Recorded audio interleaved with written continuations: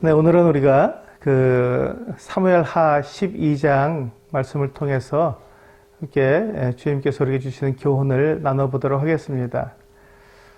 오늘 나눌 이 사무엘하 12장 말씀의 주제는 죄에 대한 하나님의 용서와 형벌의 관계라는 제목으로 말씀을 드리겠습니다. 우리가 보통 죄를 짓게 되는데, 사람들이 죄를 짓게 되는데 그 죄를 하나님께 자백하게 되면 하나님께서 그 죄를 다 용서해 주시고 모든 불의에서 깨끗하게 하신다고 약속해 주셨습니다. 그리고 또한 우리가 예수 그리스도를 믿게 되면 예수 그리스도께서 우리의 모든 죄를 다 용서해 주셨다고 약속해 주셨습니다. 그런데 그렇다면 우리가 죄를 짓고 그 죄를 지은 다음에 또 하나님께 그 죄에 대해서 자백하기만 하면 모든 죄가 다 용서되니까, 그렇다면 그 죄에 대한 형벌도 받지 않는 것이냐 하는 이와 같은 의문이 생기게 됩니다.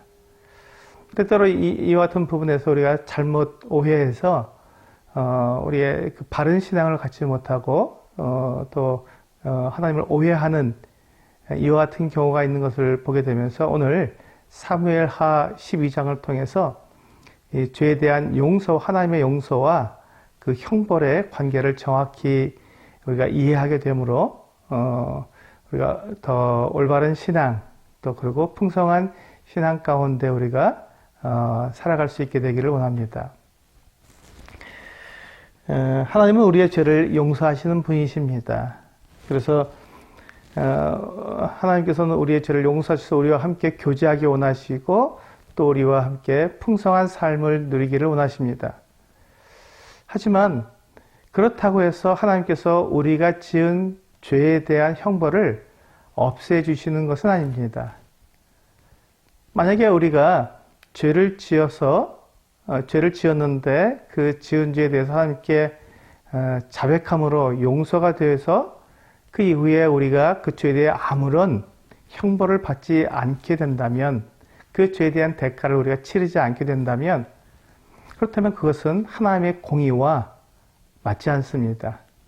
뿐만 아니라 그것은 오히려 하나님께서 우리의 죄를 우리가 죄를 짓지 않도록 우리를 거룩한 삶으로 인도하시는 것이 아니라 오히려 죄를 더 짓도록 우리를 이렇게 방조하는, 그리고 죄를 짓도록 장려하는 것이 되기 때문에 그것은 하나님의 거룩하심과 공의에 맞지 않습니다. 그러므로 우리가 죄를 짓게 되면 그 죄에 대한 반드시 그 대가를, 형벌을 우리가 치르게 된다는 것을 오늘 사무엘하 12장을 통해서 우리가 배우게 되는 것이 대단히 중요한 진리라고 말씀드릴 수 있겠습니다.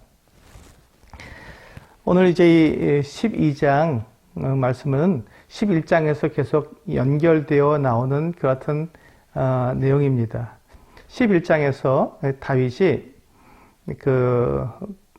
우리아의 아내 밧세바가 목욕하는 것을 보고 그 음욕이 생겨서 그 밧세바를 궁으로 데려오게 해서 간음하게 되는. 근데 그것으로 인해서 이제 밧세바가 임신하게 되었고, 또 그와 같은 자기의 죄가 발각될까봐 우리아를 이렇게 데려오게 하는. 하지만 우리아가 자기 집에 가서 쉬지 않고 전쟁터에 나가 있는 장군들과 또 이 동료들을 생각하면서 그가 집에 내려가지 않고 성문에서 잠을 자게 되는 이와 같은 모습을 보게 됩니다. 다윗이 자기의 죄가 가려지지 않자 이제 급기야 정말 그 가장 악한 행동을 하게 되죠. 우리아를 전장터에서 죽게 만드는 그와 같은 방법을 사용합니다. 그렇게 해서 자기의 죄를 가려버렸습니다. 그리고 이제 우리아가 죽게 되자 우리아의 아내였던 밧세바를 이제 데려와서 자기의 아내로 삼았습니다. 그리고 그 아내가 이제 밧세바가 이제 임신했던 그 아이를 낳게 되었습니다. 그러니까 지금 이 이야기는 12장의 내용은 최소한 1년은 지난 이 다윗이 범죄를 우리아의 아내 밧세바와 간음을 행한 이 범죄한 이후에 최소한 1년 이상은 지난 그와 같은 때라고 여겨집니다. 바로 그때 이제 하나님의 선지자 나단이 다윗을 찾아오게 됩니다. 나단 선지자는 이 다윗을 찾아와서 이야기를 하는 중에 한 부자와 한 가난한 사람에 대한 이야기를 다윗에게 들려주었습니다. 한 부자는 양도 많고 염소도 많은 그와 같은 큰 부자였습니다. 그런데 그 마을에 또한 이 가난한 한 사람이 있었는데 이 사람은 가난해서 아무것도 없었고 오직 자기가 돈 주고 산 암양 새끼 한 마리밖에 없었습니다. 이 가난한 사람이 이 암양을 얼마나 예뻐하고 사랑하고 또 즐거워했는지 마치 이 양을 돌보기를 딸을 돌보는 것 같이 자기의 딸을 돌보는 것처럼 그렇게 아꼈다고 말씀하고 있습니다. 그런데 그 마을에 이제 어떤 나그네가 찾아와서 이 부잣집에 가서 가게 되었습니다.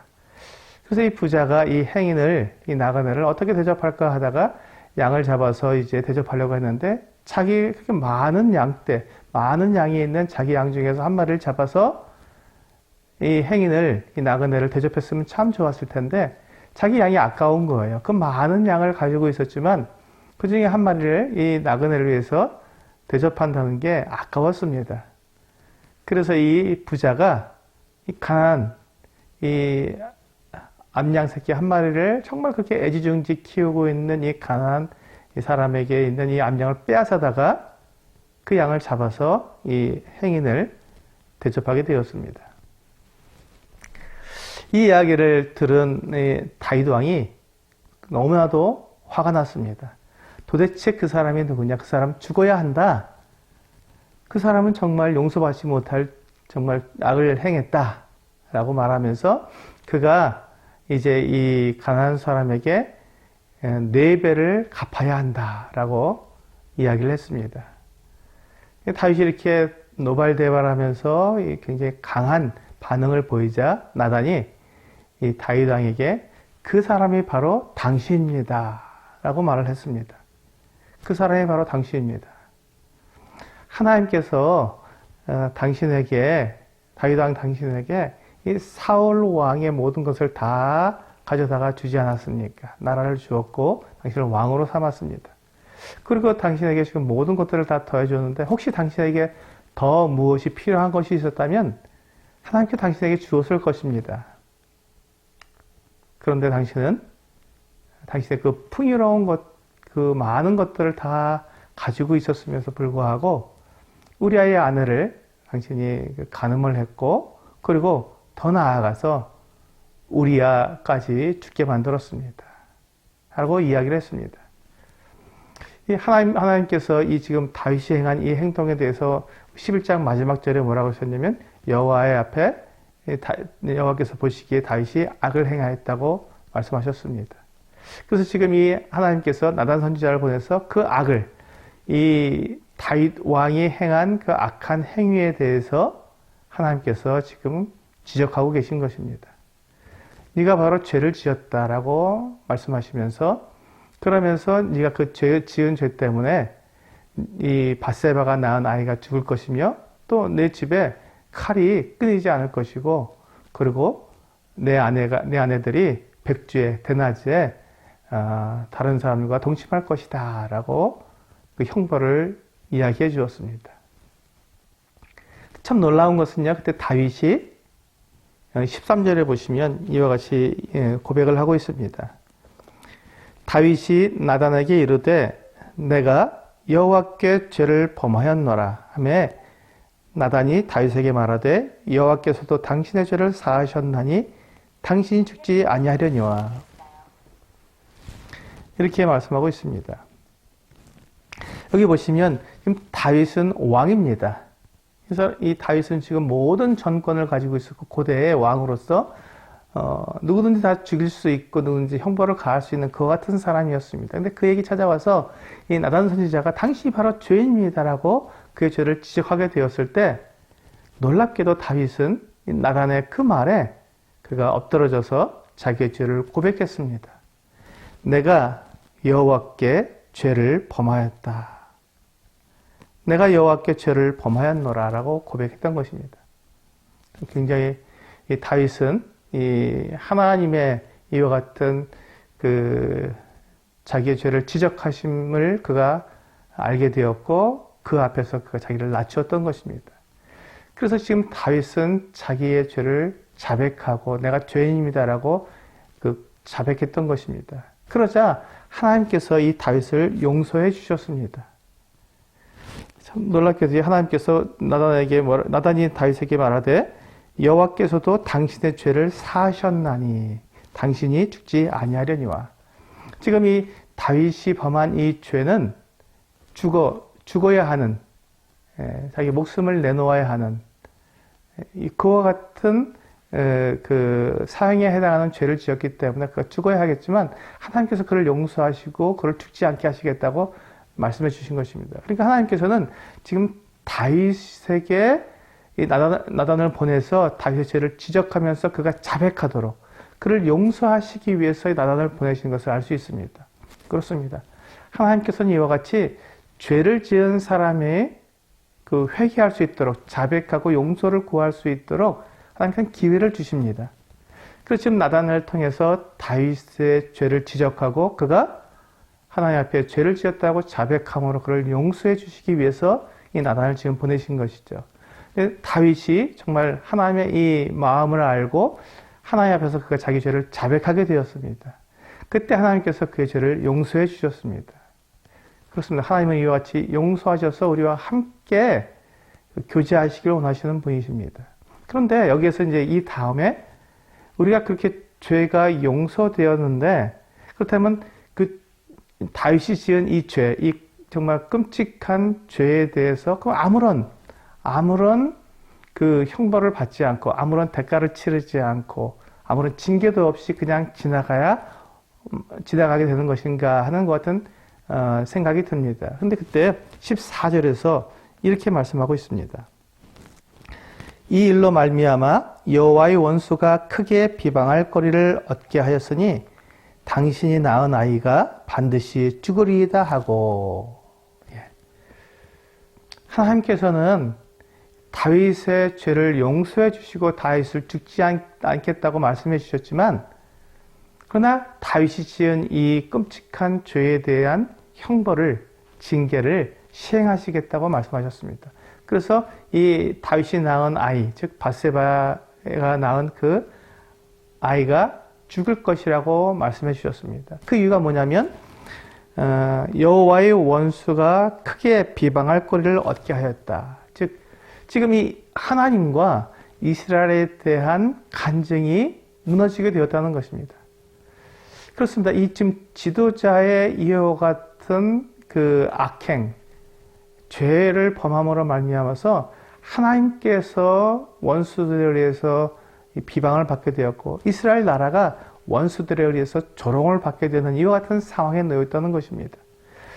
만약에 이와 같은 일을 이 지도자가 행했음에도 하나님께서 그것을 벌하시지 않는다면, 형벌을 하시지 않고 또 징계하시지 않는다면 하나님께서는 공의롭지 못하시고 하나님께서는 거룩하지 못하시며 하나님의 정의가 행해지지 않기 때문에 손가락질 당하고 비방을 당한다는 것입니다.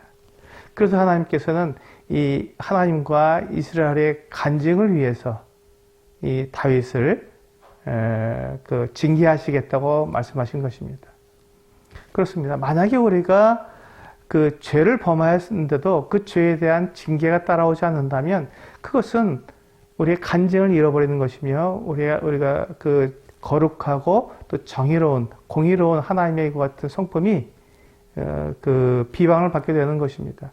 그래서 하나님께서는 그 죄를 지은 우리를 거룩하게 하시고 또한 죄에 대해서 우리가 대가를 치름으로써 우리를 바로잡아 주시고 뿐만 아니라 다시는 죄를 짓지 않도록 하시기 위해서 거룩한 삶을 유지하기 위해서 우리들에게 징계하시고 형벌하시게 된다는 것입니다. 우리가 죄를 짓게 되면 반드시 대가를 치러야 합니다. 하나님께서 우리의 모든 죄를 용서하시기 위해서 예수 그리스도를 이 땅에 보내주셨습니다. 만약에 우리의 죄를 갖다 그냥 용서해 주실 수 있다면 아무 형벌도 없이 아무 대가도 치르지 않고 용서해 주실 수 있다면, 그렇다면 하나님께서 그 아들 예수 그리스도를 이 땅에 보내실 이유가 없었을 것입니다. 그러나 하나님은 반드시 죄에 대해서 그 대가를 치러야 하고 죄에 대한 형벌을 받으셔야 했기 때문에 하나님의 아들 예수 그리스도께서 우리의 죄 대신 십자가 달려 죽으심으로 그 죄에 대한 대가를 다 치르신 것입니다. 우리는 믿음으로 구원을 받았지만 하나님께서는 우리의 죄에 대한 대가, 그 형벌을 우리를 대신해서 하나님의 아들 예수 그리스도께 지우셨던 것이죠. 그래서 예수님께서 십자가에서 우리의 죄짐을 다 지시고 형벌을 다 받으셨습니다.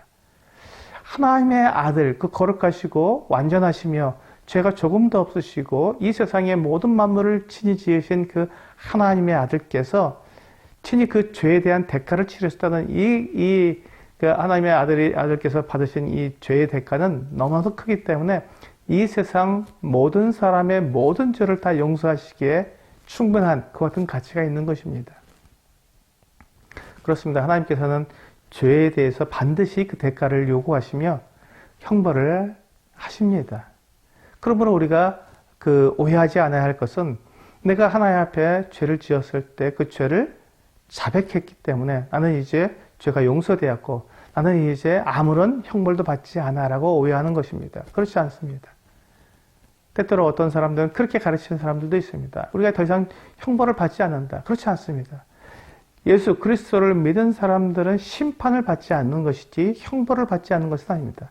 징계를 받지 않는 것이 아니라는 것입니다. 죄를 지었으면 예수 그리스도를 믿은 거듭난 모든 죄가 용서받은 사람도 죄에 대해서 징계를 받게 되는 것입니다. 그렇게 해서 하나님과의 관계를 유지하고 또한 우리가 더 이상 그 죄를 짓지 않도록 우리에게 경계하시기 때문에 그 같은 이유로 하나님께서는 우리들에게 우리가 죄를 지었을 때 그 죄에 대한 합당한 징계를 하시는 것입니다. 우리가 시편 107편을 보시면요.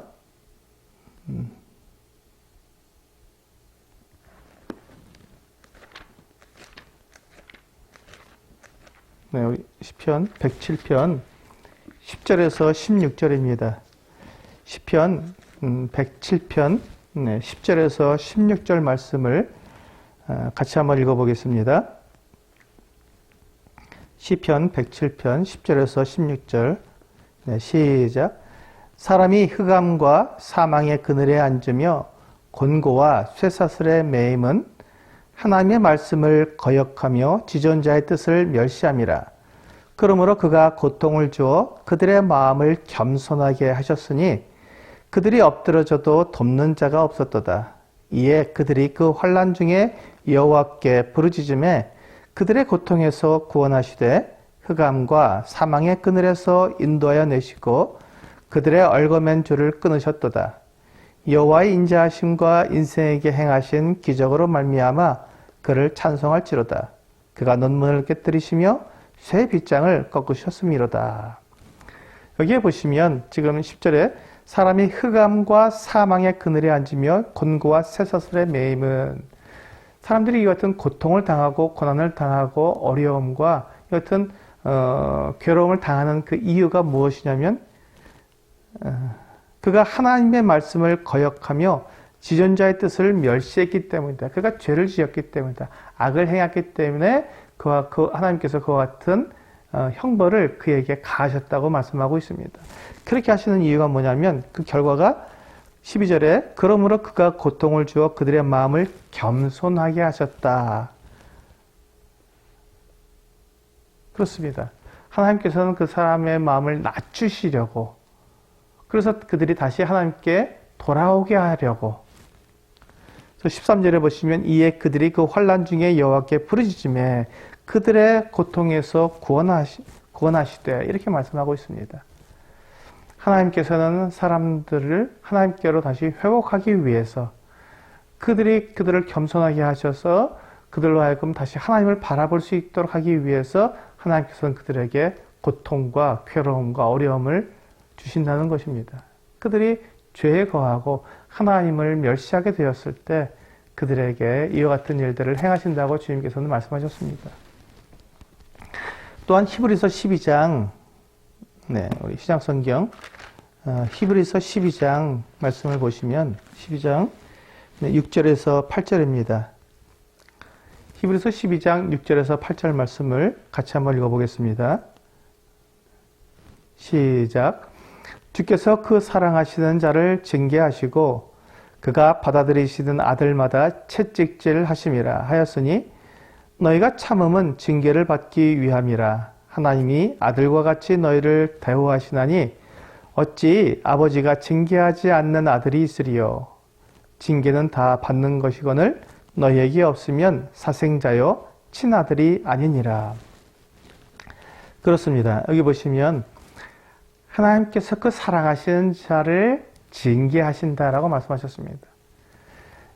죄를 짓고 악을 행했으면 그는 징계를 받아야 합니다. 이것이 하나님과 그 믿는 사람 사이의 그 부자관계, 즉 아들, 이 사람을 아들로 받아들이셨기 때문에 아버지가 아들을 징계하는 것처럼 바로잡고 올바른 길을 가도록 그렇게 만들기 위해서 아버지가 아들을 징계하는 것이 하나님께서 우리를 징계하신다고 말씀하신 것입니다.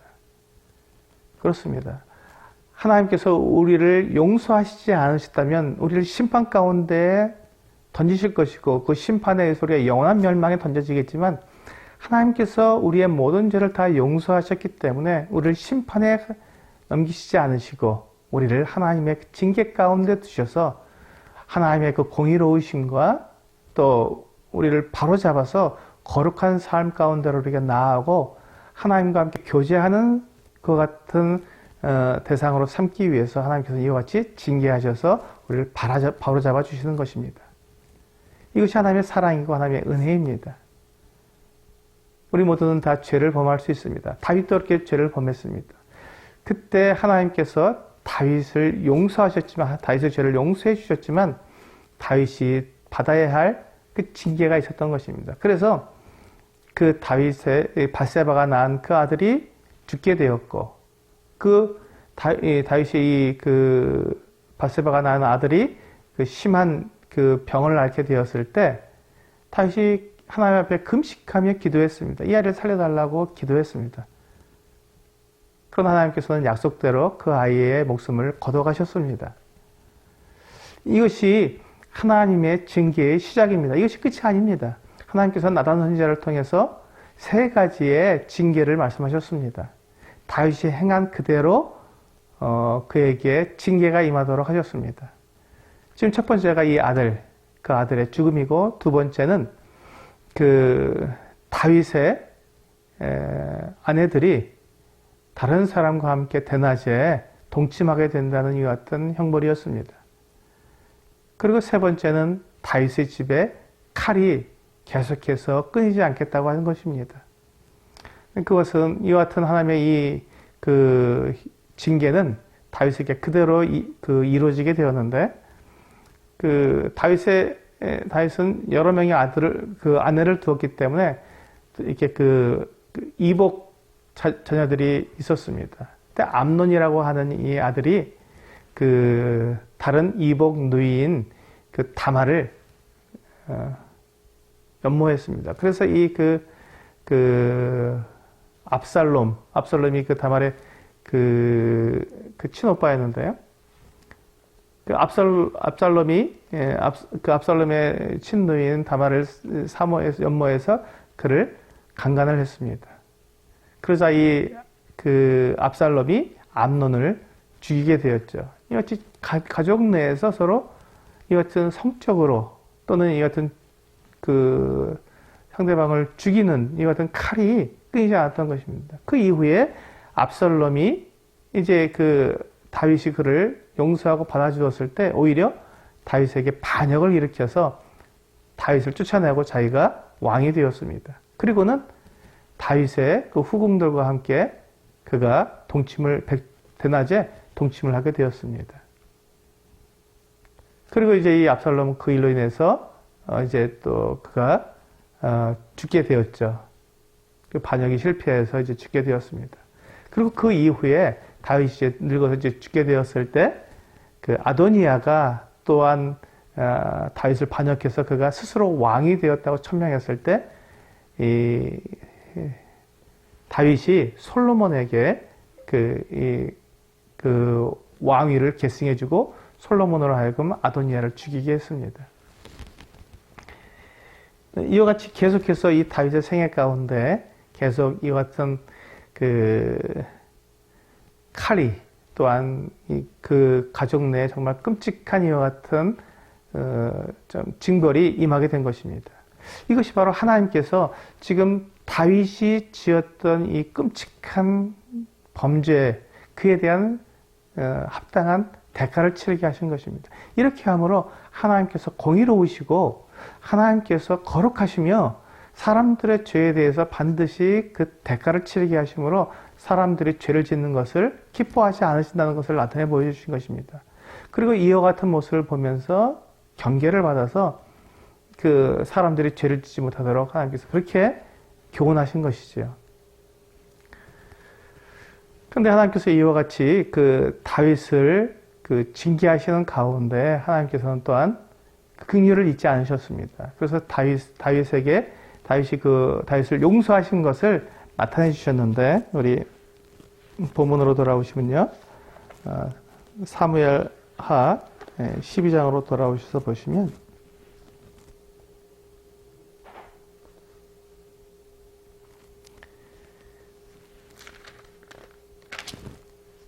우리 24절입니다. 사무엘하 12장 24절을 보시면요, 다윗이 그의 아내 밧세바를 위로하고 그에게 들어가 그와 동침하였더니 그가 아들을 낳음에 그의 이름을 솔로몬이라 하니라. 여호와께서 그를 사랑하사 선지자 나단을 보내 그의 이름을 여디디아라 하시니 이는 여호와께서 사랑하셨기 때문이더라. 틀림없이 이 다윗의 죄로 인해서 다윗을 징계하고 계셨지만 하나님께서는 징계 가운데서도 긍휼을 잊지 않으셨습니다. 그래서 이 하나님께서 다윗에게 약속하셨던 그 약속을 이루고 계십니다. 하나님께서 다윗의 죄를 용서하셨다는 그 증거가 지금 다윗에게 약속하신 그 약속을 지키시는 이것으로 나타내주고 있는데요. 우리 사무엘하 7장 앞에 보시면요, 7장에 보시면 하나님께서 이 다윗에게 약속해 주신 내용이 있습니다. 12절부터 16절까지 보시면 이와 같이 말씀하고 있습니다. 12절부터 16절까지 보시면요, 내 수완이 차서, 즉 다윗의 수완이 차서 내 조상들과 함께 누울 때 내가 내 몸에서 날 내 씨를 내 뒤에 세워 그의 나라를 견고하게 하리라. 그는 내 이름을 위하여 집을 건축할 것이요 나는 그의 나라 왕위를 영원히 견고하게 하리라. 나는 그에게 아버지가 되고 그는 내게 아들이 되리니 그가 만일 죄를 범하면 내가 사람의 매와 인생의 채찍으로 징계하려니와 내가 내 앞에서 물러나게 한 사울에게서 내 은총을 빼앗은 것처럼 그에게서 빼앗지는 아니하리라. 내 집과 내 나라가 내 앞에서 영원히 보존되고 내 왕위가 영원히 견고하리라 하셨다 하라. 그렇습니다. 하나님께서는 이렇게 다윗을 징계하시는 중에 다윗에게 이 사무엘하 7장에서 약속하신 이 약속을 그대로 이루어주고 계십니다. 그래서 솔로몬이 태어나게 하신 것이죠. 이제 이 솔로몬이 하나님을 위해서 성전을 지을 것이며 이 솔로몬에게 이게 온전하게 왕위가 이어지게 되었고, 이 하나님께서 다윗의 왕위를 영원히 견고하게 하시게 되는 것입니다.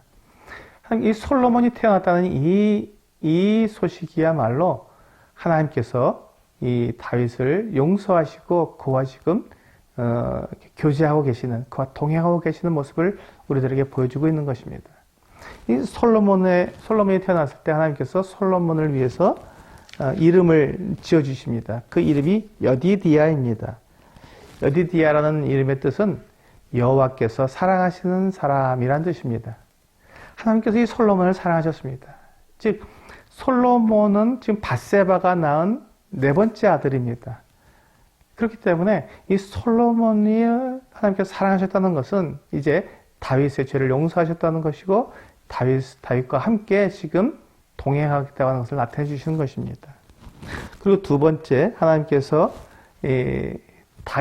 다윗을 용서하시고 다윗과 함께 하신다는 것을 이제 26절부터 보시면, 이제 요압이 그 암몬의 수도 라빠성을 공격하고 있었는데요. 그 라빠성을 완전히 점령한 이와 같은 사건이 나옵니다. 라빠성을 안에 들어가면 성이 둘로 나눠져 있었습니다. 라빠성 큰 성 안에 두 개의 성이 또한 부속성이 있었던 것이죠. 한 성은 왕의 성이었습니다. 또 한 성은 물의 성이라고 해서 이 두 성이 있었는데, 이 두 성을 다 이제 이 요압 장군이 거의 점령하게 되었습니다. 그때 요압이 거기에서 자기가 점령하고 자기의 이름을 높인 것이 아니라 이제 막 점령을 막 끝내려고 하는 그 거의 이제 다 점령한 것 같은 상태가 되었을 때, 다윗 왕에게 전가를 보내서 이제 그 부대를 이끌고 군사를 이끌고 와서 점령하도록 그렇게 양보를 하게 됩니다. 다윗의 위엄과 다윗의 영예를 배려한 것이지요. 그래서 이제 다윗이 이 요압의 소식을 듣고는 이제 군사를 이끌고 라빠까지 가서 이제 라빠 성을 갖다가 쳐서 완전히 정복하게 되었습니다. 그래서 이제 그 다윗이 그 라빠 성을 정복한 왕이 되었지요.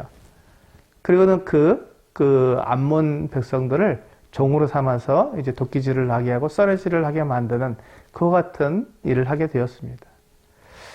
이 다윗 왕을 하나님께서는 이와 같이 영예를 주시며 그와 함께 하시고 그에게 승리를 허락하신 것입니다. 그가 비록 죄를 지었고 그가 비록 악을 행했지만 그가 하나님 앞에서 그가 지적을 당했을 때 내가 여호와 앞에 죄를 범하였나이다 라고 그가 고백하게 되었으므로 그 모든 죄를 용서해 주신 것을 우리는 여기서 볼 수 있는 것이죠. 그러나 그가 죄가 용서되었다고 해서 그가 그에 대한 형벌, 징계를 받지 않은 것은 아닙니다. 철저하게 징계를 받았습니다. 그러므로 우리는 이 하나님의 징계하심, 하나님의 형벌을 우리는 두려워해야 합니다.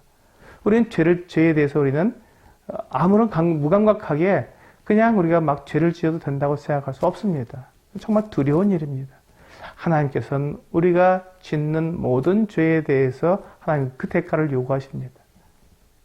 그러므로 우리가 죄에 대해서 우리가 무감각하게 아무렇게나 죄를 지을 수 있는 사람들이 아닙니다. 만약에 그렇다면 우리는 공의로우신 하나님을 잊어버린 것이며 하나님께서 우리를 거룩하게 하심을 우리는 잊어버린 사람들이 되는 것입니다. 하나님의 공의를 생각하며 우리는 죄로부터 우리를 멀리하고 우리를 지켜서 죄를 짓지 아니하는 것이 옳은 것입니다. 여기서 보시면 이제 하나님께서 그러니까 죄에 대한 대가를 치르게 하신다는 것을 우리가 생각하게 될 때 우리가 종종 그렇다면 나에게 죄를 지은 사람에게 내가 보복하는 것이 맞구나 이렇게 생각하기가 쉽습니다. 근데 그렇지 않습니다. 성경은 원수 갚는 것은 하나님께 있다고 말씀하고 있습니다. 우리 로마서 12장을 한번 보시면요. 신약성경 로마서 12장을 보시면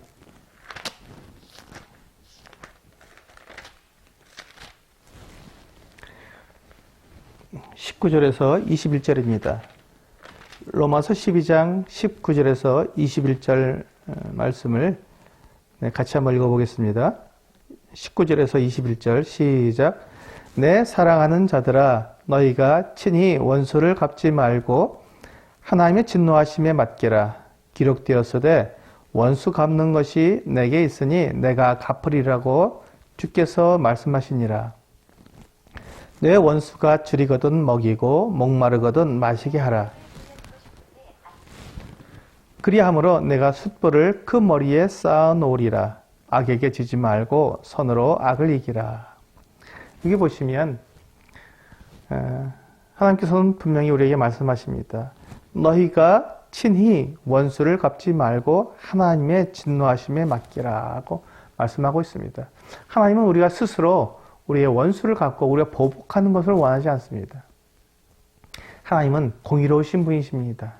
하나님은 죄에 대해서 반드시 대가를 요구하시는 분이십니다. 그러므로 우리가 그 공의로우신 하나님께 그 모든 것들을 맡기는 것입니다. 하나님께서 나 대신 원수를 갚아주시고 나 대신 그의 악행과 죄에 대해서 징벌해달라고 하나님께 맡길 수 있는 것입니다. 그리고 우리가 해야 할 일은 원수를 사랑하는 일입니다. 원수를 사랑하는 일.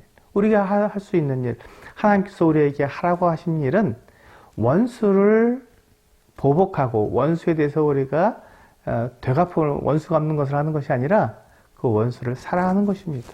그래서 내 원수가 줄이거든 먹이고 목마르거든 마시게 하라. 예, 하나님께서 우리에게 부탁하신, 우리에게 하라고 하신 말씀입니다. 그렇습니다. 하나님은 분명히 죄에 대한 대가를 치르게 하십니다. 그러므로 모든 사람이 하나님의 징계를 받게 될 것입니다. 죄에 대한 징계를 받게 될 것입니다. 그러므로 우리는 하나님 앞에 그와 같은 죄에 대한 징계를 맡기고 우리는 서로 사랑하는 그것만 우리는 하게 되는 것입니다. 그렇게 하게 될 때 하나님의 공의가 나타나고 하나님의 사랑과 은혜가 사람들 가운데서 나타나게 될 것입니다. 이것이 하나님께서 오늘날 우리들에게 말씀하시는 거룩한 삶이며 또 원수를 사랑하는 하나님의 사랑을 나타내는 방법입니다.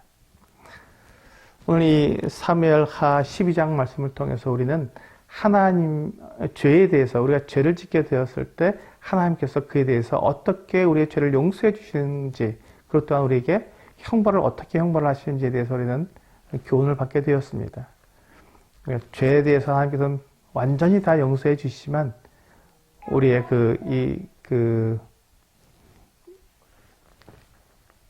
간증을 위해서 또 하나님의 영광을 위해서 모든 죄에 대해서 하나님께서는 징계를 하시고 징벌을 하심으로 하나님의 거룩하심과 공의로우심을 나타내신다는 것입니다. 그러면 우리는 함부로 죄를 지을 수 없습니다.